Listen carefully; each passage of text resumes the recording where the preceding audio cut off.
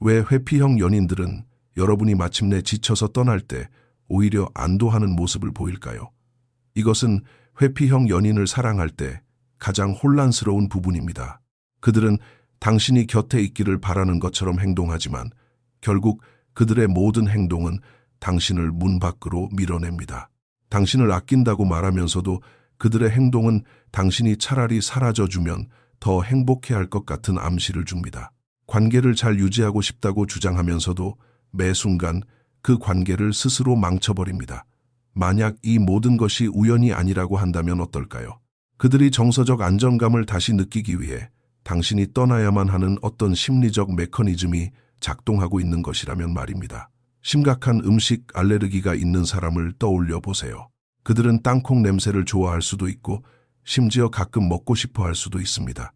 하지만 생존을 위해서는 몸에서 땅콩을 절대적으로 멀리해야만 합니다. 이것이 바로 회피형 사람들과 정서적 친밀감 사이에서 일어나는 일입니다. 단지 그 알레르기가 육체적인 것이 아니라 심리적인 것이라는 점만 다를 뿐입니다. 이러한 역학을 이해하게 되면 여러분이 회피형 행동을 바라보는 시각과 그에 대처하는 방식이 완전히 달라질 것입니다. 회피형 연인이 왜 당신이 떠나기를 필요로 하는지 이해하려면 먼저 함께 있을 때 그들의 감정 세계 안에서 실제로 어떤 일이 벌어지고 있는지 알아야 합니다. 대부분의 사람들은 회피형 연인들이 단순히 헌신을 두려워하거나 상처받는 것을 겁낸다고 생각하지만 상황은 훨씬 더 복잡합니다. 누군가 당신의 가슴을 강하게 누르고 있는데 숨을 쉬려고 애쓰는 상황을 상상해 보세요. 당신은 그 사람에게 화가 난 것도 아니고 그 사람을 미워하는 것도 아니지만 정상적으로 숨을 쉬기 위해 그 사람이 누르는 것을 당장 멈춰주기를 간절히 바랄 것입니다. 이것이 바로 회피형 연인이 친밀한 유대감을 느낄 때 겪는 감정입니다. 정확히 고통스럽다기보다는 말로 설명하거나 통제할 수 없는 방식으로 숨이 막혀오는 느낌입니다. 회피형 사람들은 어린 시절에 감정적인 욕구가 위험하다는 것을 일찍이 배웠습니다. 양육자가 일관성이 없었거나 아이의 감정적 강도를 감당하지 못하고 버거워했을 수 있습니다. 어떤 경우든 회피형의 신경계는 정서적 친밀함은 곧 정서적 위험이라는 핵심 메시지를 바탕으로 발달했습니다. 그래서 여러분이 그들을 변함없이 사랑하고 정서적 친밀감을 원할 때 여러분은 단순히 교감을 요구하는 것이 아니라 그들의 가장 깊은 생존 본능을 자극하고 있는 것입니다. 여러분의 사랑이 아무리 건강하고 적절하더라도 그들에게는 자신의 감정 체계를 위협하는 위험 요소로 느껴집니다. 이것은 그들에게 불가능한 상황을 만듭니다. 사랑을 원하지만 사랑은 위험하게 느껴집니다. 유대감을 갈망하지만 유대감은 공황 상태를 유발합니다.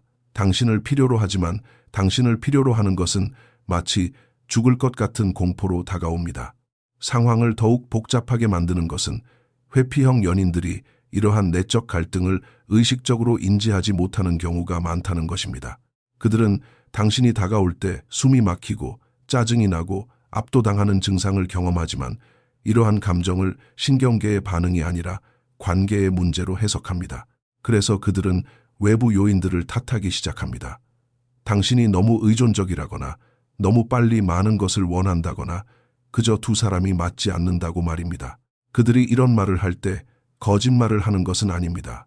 그들은 진심으로 그렇게 믿고 있습니다. 왜냐하면 자신의 불편함이 외부 상황이 아니라 내부의 타고난 시스템에서 온다는 것을 볼 수 없기 때문입니다. 그렇기 때문에 다른 사람을 만나도 똑같은 패턴이 반복됩니다.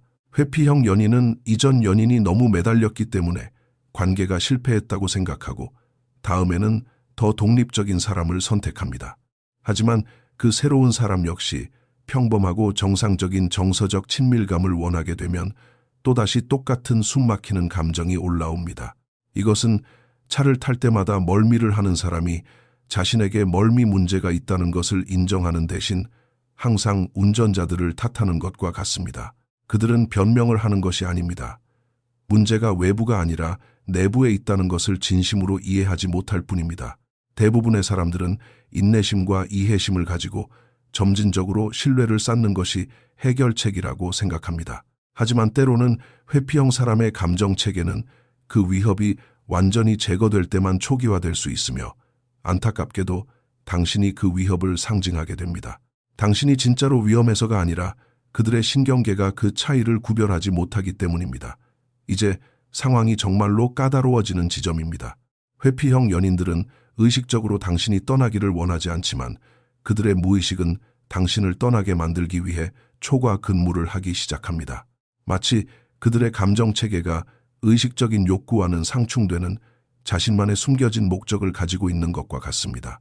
그들은 자신이 왜 그러는지도 모른 채 당신을 밀어내는 행동을 하기 시작합니다. 더 거리를 두고 더 비판적이 되며 정서적으로 더 단절된 모습을 보입니다. 아무것도 아닌 일로 갈등을 만들고 당신이 가장 필요로 할 때 애정을 거두어 버립니다. 당신이 관계에서 아주 기본적인 욕구를 요구할 때조차 당신이 너무 많은 것을 바라는 것처럼 느끼게 만듭니다. 하지만 여기에는 더 복잡한 일들이 벌어지고 있습니다. 그들은 당신에게 상처를 주기 위해 이러는 것이 아닙니다. 외부적인 거리를 둠으로써 내부적인 문제를 해결하려는 그들의 감정 체계 때문입니다. 아무리 사랑이 넘쳐도 당신의 존재 자체는 그들이 다른 방법으로는 해결할 수 없는 내적 긴장감을 만들어냅니다. 음악이 크게 틀어져 있는 상태에서 잠을 자려고 하는 불면증 환자를 떠올려 보세요. 그 음악이 아무리 아름답고 심지어 그들이 좋아하는 노래일지라도 그들의 뇌는 음악이 멈출 때까지 긴장을 풀 수 없습니다. 당신의 사랑은 그 음악이고 그들의 감정체계는 침묵이 찾아올 때까지 결코 쉴 수 없는 뇌와 같습니다. 그렇기 때문에 그들을 논리적으로 설득하려는 시도는 통하지 않습니다. 당신의 사랑을 증명하려는 노력도 통하지 않습니다. 인내심과 이해심은 종종 피할 수 없는 이별을 지연시킬 뿐입니다. 당신은 논리적인 문제를 해결하려고 애쓰고 있지만 그들은 의식적인 생각의 수준 아래에서 작동하는 신경계의 반응과 싸우고 있기 때문입니다. 관계의 긴장감이 고조되면서 회피형 연인의 심리에는 흥미로운 일이 벌어지기 시작합니다. 그들은 무의식적으로 당신이 결국 떠날 수밖에 없는 상황을 만들어내기 시작합니다. 그들이 의식적으로 당신이 떠나기를 원해서가 아니라 그들의 감정 체계가 스스로 만들어내고 있는 그 거리감을 정당화할 이유가 필요하기 때문입니다. 그들은 당신이 잘못하는 모든 것을 지적하기 시작하고 당신이 잘하는 모든 것은 무시합니다. 사소한 갈등을 관계가 끝날 만한 큰 문제로 부풀립니다. 당신의 지극히 정상적이고 인간적인 요구들을 당신이 너무 집착하거나 요구가 많다는 증거로 해석합니다. 정서적 유대감을 원하는 당신의 마음을 두 사람이 서로 맞지 않는다는 증거로 포장합니다. 이것은 의도적인 조종이 아닙니다. 무의식적인 자기 보호입니다. 그들의 감정체계는 왜 이 관계가 끝나야 하는지에 대한 논리를 차곡차곡 쌓아가고 있습니다. 그래야 관계가 끝났을 때 죄책감을 느끼는 대신 자신을 합리화할 수 있기 때문입니다. 이 과정이 특히 끔찍한 이유는 그것이 그들의 감정적 필요에 맞게 현실을 어떻게 왜곡하는지에 있습니다.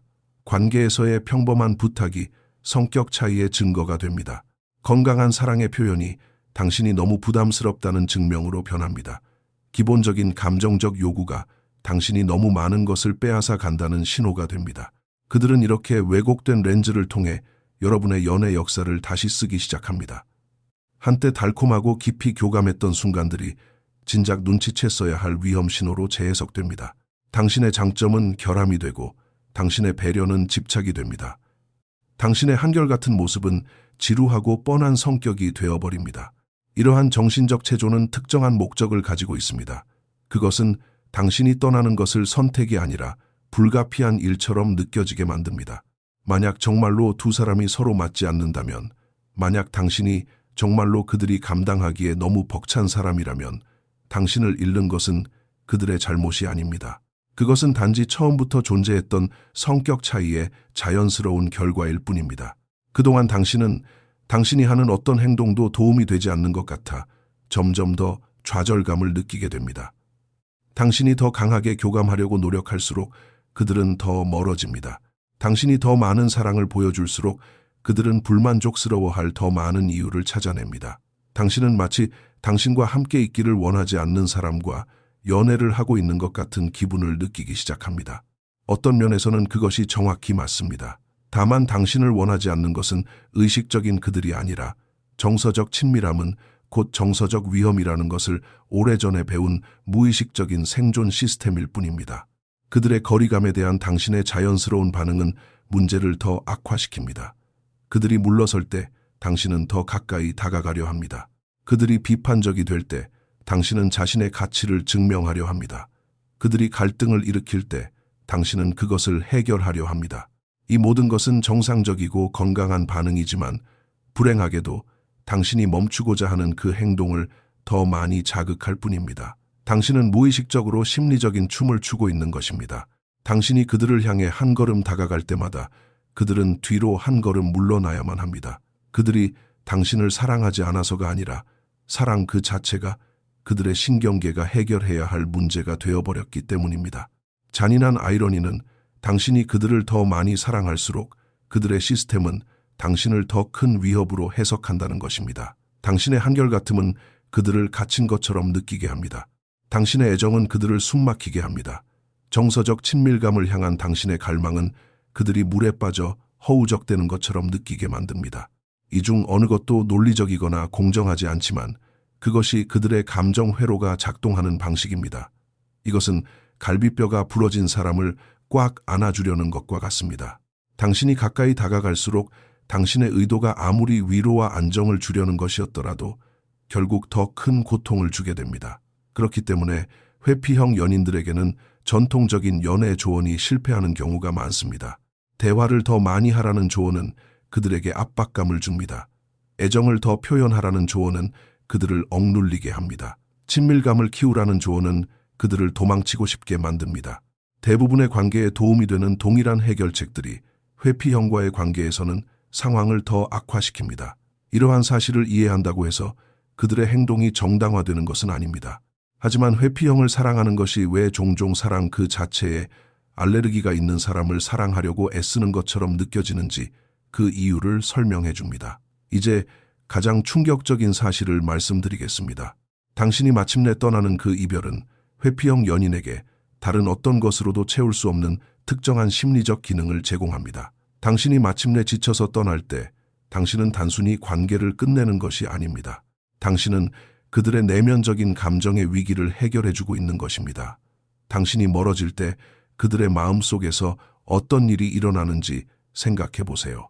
갑자기 숨막히는 느낌이 멈추고 감정적인 압박감이 사라집니다. 당신을 사랑하는 마음과 거리를 두고 싶은 마음 사이의 내적 갈등이 거리를 두는 쪽으로 해결됩니다. 인지된 위협이 사라졌기 때문에 그들의 신경계는 마침내 안정을 찾을 수 있습니다. 하지만 그것은 단순한 안도감, 그 이상입니다. 당신이 떠남으로써 관계와 감정적 친밀감에 대해 그들이 가지고 있던 무의식적인 믿음들이 모두 사실로 입증됩니다. 상황이 힘들어지면 사람들은 떠난다는 것을 증명해 줍니다. 감정적인 요구는 다른 사람들이 감당하기에 너무 벅찬 것이라는 점을 확인시켜 줍니다. 누군가와 교감하는 것보다 혼자 있는 독립이 훨씬 더 안전하다는 생각을 강화해 줍니다. 당신의 이별은 단지 관계를 끝내는 것이 아니라 그들의 회피 전략이 처음부터 옳았다는 심리적 증거를 제공하는 것입니다. 이것은 광장 공포증이 있는 사람이 공공장소에서 공황 발작을 겪은 후 그 경험을 집 밖으로 나가는 것이 위험하다는 증거로 삼는 것과 같습니다. 그렇기 때문에 많은 회피형 연인들이 힘든 이별 후에도 놀라울 정도로 잘 지내는 것처럼 보입니다. 그들이 냉혹하거나 당신을 신경 쓰지 않아서가 아닙니다. 그들은 내적 갈등이 마침내 해결되었다는 깊은 안도감을 경험하고 있는 것입니다. 당신을 사랑했던 그들의 일부분은 고통받고 있지만 당신이 떠나기를 필요로 했던 그 일부분은 마침내 평화를 찾은 것입니다. 심지어 어떤 회피형 사람들은 이별 직후에 오히려 활기가 넘쳐서 전 연인에게 깊은 상처를 주기도 합니다. 그들은 갑자기 더 사교적이고 자신감이 넘치며 예전에 밝았던 모습으로 돌아간 것처럼 보일 수 있습니다. 이것은 당신을 신경 쓰지 않았기 때문이 아니라 함께 있는 동안 계속 쌓여왔던 심리적 압박감이 마침내 풀렸기 때문입니다. 이것은 마치 사람을 서서히 지치게 만들던 직장을 마침내 그만둔 후 에너지를 되찾고 안도감을 느끼는 사람과 비슷합니다. 직장을 잃은 것 자체를 축하하는 것이 아니라 그들이 겪고 있던 지속적인 스트레스에서 해방된 것을 기뻐하는 것입니다.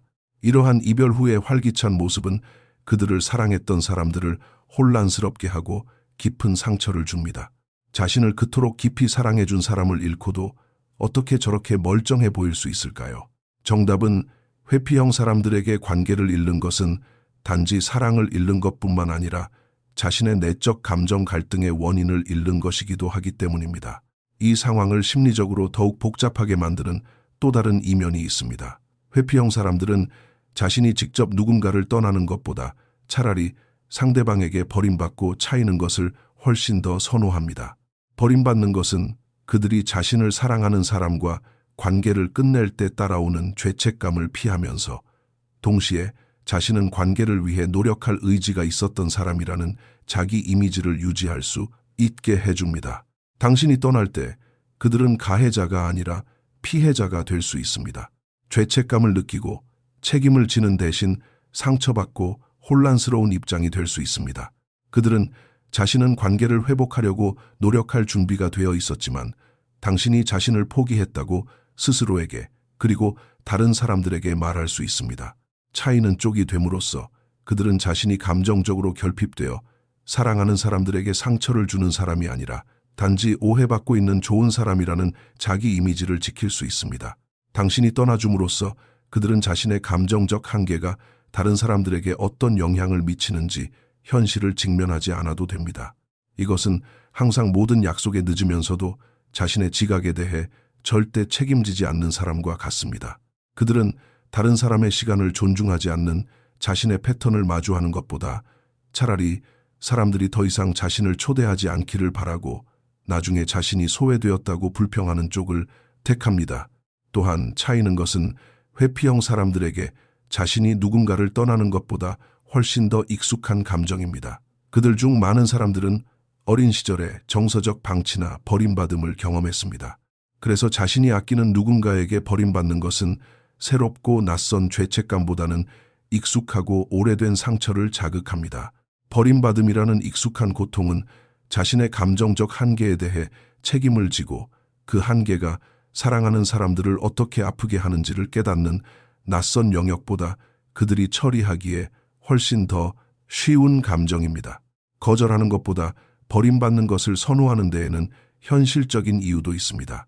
누군가 그들을 떠날 때 회피형 연인은 자신은 헌신할 준비가 되어 있었지만 자신의 진정한 모습을 감당하지 못한 상대방 때문에 상처받은 사람이라는 사회적 이미지를 지킬 수 있습니다. 이러한 이야기는 친구나 가족에게 설명하기가 훨씬 쉽습니다. 친밀감이 너무 위협적으로 느껴져서 자신을 사랑하는 사람을 밀어냈다고 인정하는 것보다 말입니다. 차이는 것은 좋은 관계를 스스로 망쳐버린 이유를 설명하는 대신 동정과 지지를 얻을 수 있게 해줍니다. 이러한 역학관계의 사회적 측면은 종종 간과되지만 매우 중요합니다. 회피형 사람들은 종종 독립적이고 타인의 인정을 신경 쓰지 않는 척하지만 실제로는 다른 사람들이 자신을 어떻게 보는지에 대해 깊이 신경 씁니다. 버림받는 편이 감정적으로 결여되어 있다는 소리를 듣는 것보다 그들의 자기 이미지에 훨씬 더 잘 맞습니다. 이것은 회사에서 예산 삭감으로 해고당하는 것과 업무 성과 불량으로 해고당하는 것의 차이와 같습니다. 둘 다 실업이라는 결과는 같지만 전자는 직업적 명성을 유지할 수 있게 해주고 후자는 자신의 부족함을 직면하게 만듭니다. 하지만 이 역학을 특히 더 잔인하게 만드는 것은 바로 이것입니다. 회피형 사람들은 종종 쉽게 떠나지 않을 만한 연인들을 무의식적으로 선택합니다. 그들은 불안형 애착 스타일을 가진 사람들, 즉 감정적인 부재를 견디는 인내심이 강한 사람들, 심지어 자신의 욕구가 충족되지 않는 관계 속에서도 그 관계를 지키기 위해 기꺼이 싸울 사람들에게 끌립니다. 그들이 이런 사람들을 괴롭히기 위해 선택하는 것이 아닙니다. 그들의 무의식은 이런 사람들이야말로 자신이 정서적 친밀감에 의해 진정으로 숨 막힐 때까지 곁에 머물러 줄 사람이라는 것을 알고 있기 때문입니다. 이런 사람들이 결국 떠나게 되었을 때 그들을 밀어내기 위해 그토록 많은 에너지가 필요했기 때문에 그 이별은 더욱 확실한 정당성을 부여합니다. 이것은 고소공포증이 있는 사람이 건물의 가장 높은 층에 사는 것을 선택하는 것과 같습니다. 의식적으로 자신을 고문하려는 것은 아니지만 가장 깊은 두려움을 확인시켜주고 회피라는 방어 전략을 정당화해줄 상황을 무의식적으로 만들고 있는 것입니다. 그렇기 때문에 다른 연인을 만나도 똑같은 악순환이 반복됩니다.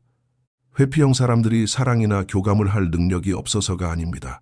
그들의 감정 체계가 그들이 가장 두려워하는 바로 그 결과를 만들어내도록 설계되어 있으며 그 결과를 증거로 삼아 회피하는 것이 처음부터 올바른 전략이었다고 믿게 만들기 때문입니다. 그렇다면 이것이 여러분에게 의미하는 바는 무엇일까요? 자신이 감정적으로 안전하다고 느끼기 위해 무의식적으로 당신이 떠나기를 바라는 사람과 연애를 할 때 당신은 어떻게 대처해야 할까요? 첫째, 이것이 여러분 개인의 잘못이나 문제가 아니라는 것을 이해하세요. 당신이 떠나는 것은 그들의 심리적 시스템 안에서 어떤 기능을 수행할 뿐 당신의 가치나 당신의 행동이나 누군가를 사랑할 수 있는 당신의 능력과는 아무런 관련이 없습니다. 당신이 떠난다고 해서 그들을 실패하게 만드는 것도 아니며 당신에게 감정적인 부스러기만 던져주는 관계에 남는다고 해서 그들을 돕는 것도 아닙니다. 둘째, 사랑의 힘만으로 그들의 애착 유형을 바꿀 수는 없다는 것을 인정하세요. 아무리 많은 인내와 이해 완벽한 행동을 보여주더라도 그들의 신경계가 당신의 사랑을 위협으로 느끼는 사실을 바꿀 수는 없습니다. 이것은 당신이 더 좋은 연인이 된다고 해서 해결할 수 있는 문제가 아닙니다. 셋째, 무의식적으로 당신이 떠나기를 필요로 하는 사람과 관계를 유지하는 것은 두 사람 모두에게 상처를 주는 심리적 춤에 동참하는 것임을 이해하세요. 당신은 당신 자신의 감정적 욕구를 희생하면서 그들의 회피를 정당화해주고 있으며 그들은 자신의 감정적 한계가 가져오는 결과를 직면해야만 얻을 수 있는 성장의 기회를 피하고 있는 것입니다. 당신이 떠나기를 필요로 하는 회피형 연인을 위해 당신이 할 수 있는 가장 사랑스러운 행동은 정말로 떠나주는 것입니다. 분노나 보복의 마음으로 떠나는 것이 아니라 두 사람 모두를 위한 이해와 연민의 마음으로 떠나는 것입니다. 당신의 이별은 그들에게 필요한 심리적 안도감을 줍니다.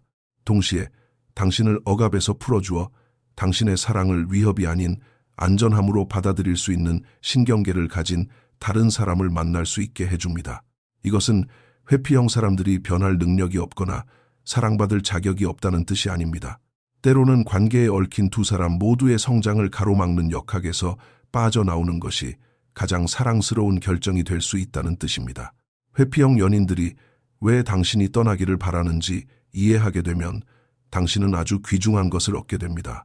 그것은 다른 사람의 내적 갈등을 끊임없이 해결해 주려고 애쓰는 대신 당신 자신의 정서적 안녕을 위해 현명한 결정을 내릴 수 있는 능력입니다.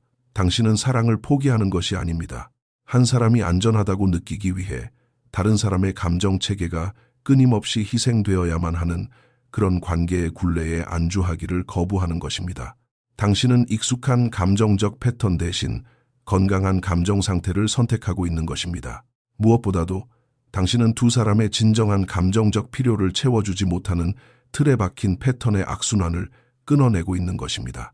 여러분의 관계에서 회피형 연인과 이런 패턴을 경험하신 적이 있나요?